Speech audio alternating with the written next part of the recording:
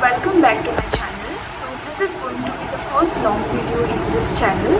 So I thought that it's the best option to choose this platform to guide those students who are hoping to appear for the NTA UGC NET December 2025 cycle.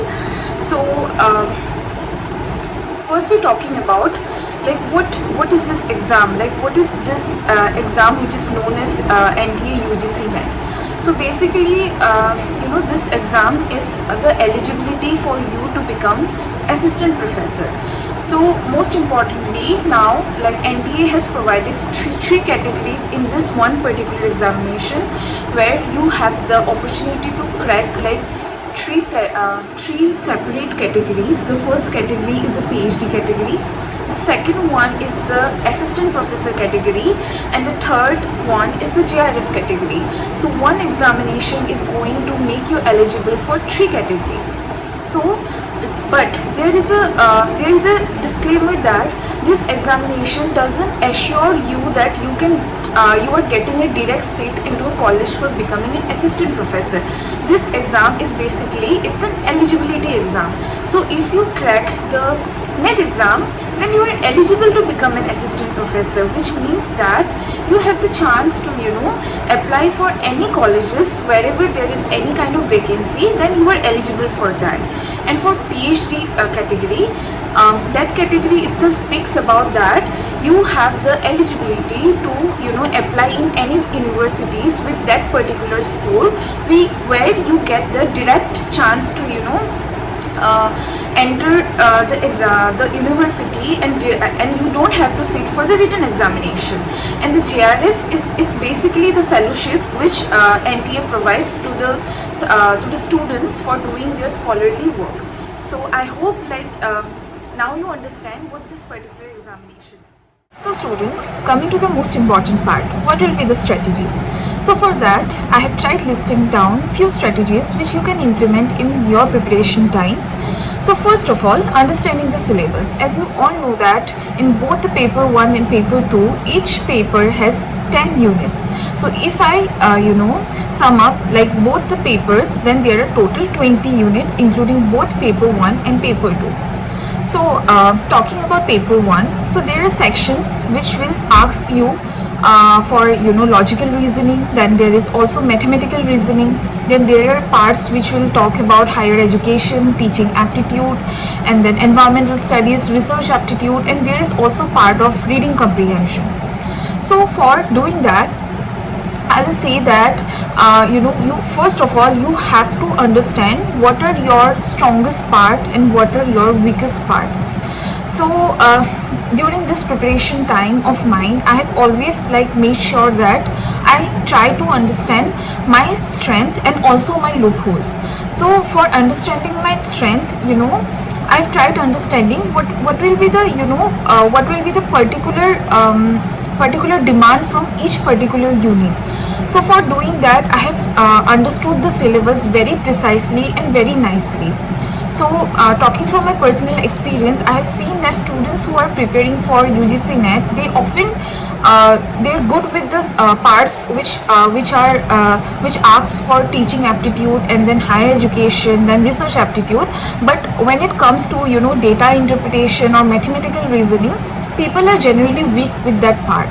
So I will say that the best strategy will be you have to practice the mathematics on regular basis. That will be the most important and most straightaway strategy that I can actually tell you. And also for the parts which includes like teaching aptitude, higher education, and research aptitude. So for that, I will say that in this particular trend of UGC NET, what I'm seeing that from last 3 times or 4 times, I've seen that all these three particular units, which are the research, the higher education, and also the teaching aptitude, you can actually prepare this 3 unit at a go, because NTA is asking questions which actually includes all these 3 units. So you have to be very clear with your preparation, and also you need to strategize by understanding the type of questions which NTA is asking, because in recent time I have seen that NTA doesn't ask questions straight away. They will not ask you like who is given this theory, but rather they will ask you the practical application of that particular theory. So you have to understand the theories, the application of those theories very very precisely, and for that you have to study on regular basis. So I can't talk much about paper 1, but talking about paper 2, that part will be I can say that part will be much easier for you all, because that will be a subject specific part for you all, right? So so in paper 2 also there are 10 units. So my paper 2 is sociology. So during my preparation time, what I did was that I've tried understanding the part of paper 2, like what is the syllabus asking, what are the thinkers which are there in the syllabus, like what are the theories which are attached to those thinkers, and also most important thing, the previous year questions. If you see the previous year questions, those questions will actually give you a precise and deeper level understanding of the syllabus. So PYQs are very important. I will say that whenever you start preparing, like on the very first go, please go through the PYQs, because PYQ is actually going to help you, and also help you in understanding what the actual syllabus is, and what is the pattern of the questions which NTA is asking, right? So the first strategy which I have taught is that you have to understand the syllabus. Talking about the second strategy. So the second strategy will be, please do smart work rather than doing hard work. So with this I mean that this particular examination, it is not a subjective examination, it is an objective examination. With that I mean that it asks MCQ questions in the examination, right? So you have to exactly understand the pattern of the examination, like what is the exam asking from me. Like if your preparation is not aligned with the kind of questions which are asking in the examination, then your preparation is not going to help you in any way. So for doing that, what you can do is, while doing your preparation, while you are understanding the content from any kind of videos, or you are understanding the content from any kind of I will say any kind of books or any kind of notes, what I can say that please prepare your notes very precisely. Don't make very rigorous and very intense notes. What I mean is that please make your notes in a way that which is in a pattern of pointers, or very precise one-liner notes.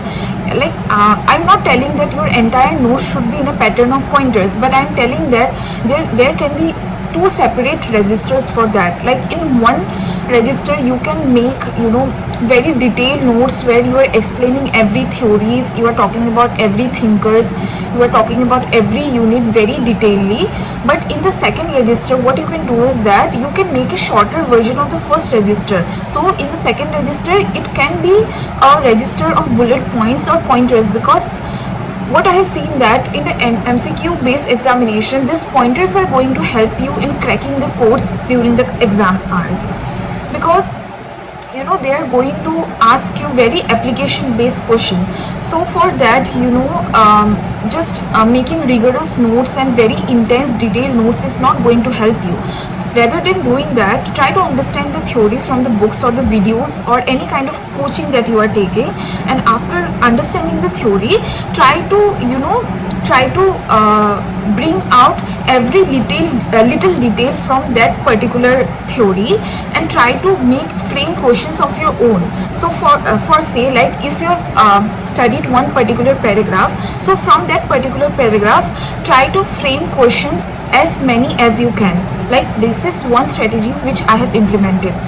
So while doing that, you will feel that you are the one who are actually framing the questions, and also you know the answers. So if you follow this pattern of strategies, then I can say that you can crack the MCQ based examinations very very smartly without any kind of much intense hard work.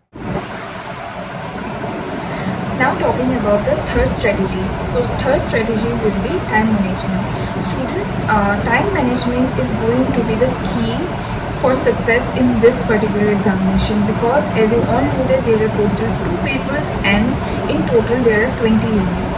So I see that mostly what students have this particular thing in their mind, that if they do good in their subject specific paper, which is the paper 2, then you are going to crack this examination. But let me tell you, this is not going to happen, because if you don't study strategically or smartly for both the papers, then you cannot crack this examination. Because in paper 1 they are going to ask you total 50 questions, and in paper 2 there are total 100 questions. So so with this only it's very clear that paper 1 is also very equally important, right? So in order to do that, like in the entire day, you can actually divide the time or the according to your choice. So let's say, like during my preparation, what I did was that I didn't used to like few of the units from paper 1, because let's say like the logical reasoning, and then like there were many intense papers which require a lot of note making and lot of understanding. Let's say the higher education part, the teaching aptitude part, where you have to understand the theories a lot and you have to memorize a lot of facts and static part. So what I did was that I used to take the first hour of the day for studying the paper 1, because during the daytime your memory is fresh, and then at that point of time it's very easy for you to memorize things and take a lot of things at one go. So and in the evening hours I used to study for paper 2. So this was my strategy, and I used to divide the time equally between both the paper 1 and paper 2. So you should not be biased with just the paper 2, because that is your subject specific paper. So you might have this thing that if I do better in my subject, then I can crack this examination. But only just one paper is not going to help you crack this exam, because you have to give equal time and equal respect to both the paper. Only then you can actually crack this examination. So for doing that, time management is a key in this particular examination, and I can say that the way I have handled time management is not going to be the same for you. Like every student have their own way of understanding and studying, and I have seen that if you follow your own routine or your own timetable, that is only going to help you the most. So I'm not someone who will actually provide you with a routine, because that will be my version of the routine, right? So I don't want that. For that, what I can say is that please sit and try to understand, like at what hours of the day your mind is the most active, and in what hours of the day you don't feel like doing anything. So according to that, fix your syllabus. So this kind of routine making and time management thing, you are the only one who is actually going to help yourself. Nobody can help you in this part. You only have to crack the routine, and you have to understand yourself, like in what hours you like studying and in what hours you don't like studying, and according to that, please plan your strategy. So the fifth strategy is self-motivation. So students, this examination is not going to be an easy one, because it will actually require your intense preparation and a lot of motivation for that. So there will be a time when you will feel that I need to give up, and there will be time when you will sit for the examination, and after the results come and you have not cleared the examination, let's say for 1-2 marks. So you should not be disheartened with that, because you always have to look into the brighter side of that. Because if you are just you are not able to crack the examination by just 1-2 marks or 10 marks, 20 marks, then you should have this thing in your mind that I'm already there. It's just that more 10-20 marks I have to do a little bit more hard work, right? So if you have this thing in your mind, then I can say that you can easily crack this examination. And also if you have love for teaching, So this examination is basically it's a key for you to become an assistant professor in the future. So most importantly, you should have this thing in your mind that what you want from your life, right? So if your goal is set, then I don't think so that you will lack on any kind of preparation, or you will be upset with this journey. Because if your goal is set and if you are really motivated in order to become a professor in the future, let's say, so I don't think so that you should be demotivated in this process, right?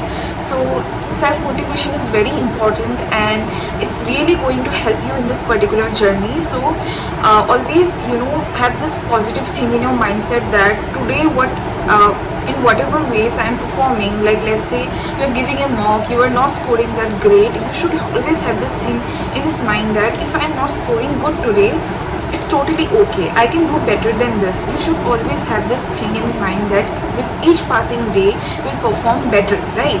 So for betterment, you should have this thing of betterment in your mind, rather than just sitting and crying over the fact that you are not able to do good.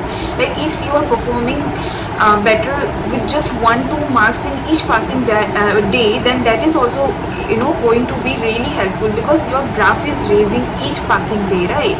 So self motivation is very very important. So I will say that please write affirmations in the morning. You can maintain a journal where you are writing nice affirmations, and you can read that whenever you are feeling very low. And most important thing is that I've always thought that if you actually want to become something in your life, if you want a particular career, right? So I don't think so that anything will actually lag you behind, right? So please keep that particular motivation, and if you are actually focused on what you want to become and what you want from life, then I don't think so that anything will actually hold you back. And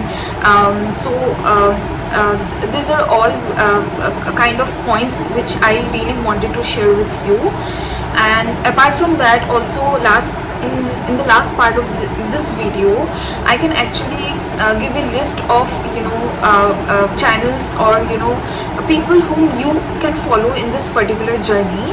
And also I'm going to vouch for some people whom I have followed during this particular journey, the people who has really helped me in order to crack this particular examination. So first of all, I have followed Yashika ma'am from Unacademy. She has been great in this particular preparation journey, and also she has a channel in YouTube, Everything About Sociology, which you all can follow, where she provides content in very precise and very very smartly. And also there are many free contents which are provided by the educator in YouTube. So I can actually vouch for that. Like most of my journey I have studied from free contents from YouTube, because YouTube is a great platform where you can actually get a lot of free contents, and you can prepare very nicely without even having this hustle in your mind that which course I should take or whom I should follow, because there are many people whom you can follow in YouTube, right? And also for paper 1, there's Toshiba ma'am, whom I have followed. Like she is an educator in Unacademy. Like they're very good educators who are doing a great job in this field. And I'm not setting the line or setting the boundary for you all. You can actually find your own comfort in this particular journey. You can seek out for people whom you are comfortable to understand, and whom you are comfortable in understanding their way of teaching, and then you can start the preparation from their teaching. And also in my channel also, from time to time I have always provided with short YouTube videos where I talk about theories or thinkers, and try to provide very precise and very concise content. So you can always look into those content as well. And also I'm going to come up with this shorter version of the contents in the coming videos. So stay tuned, and thank you to stay with me till the end of this video.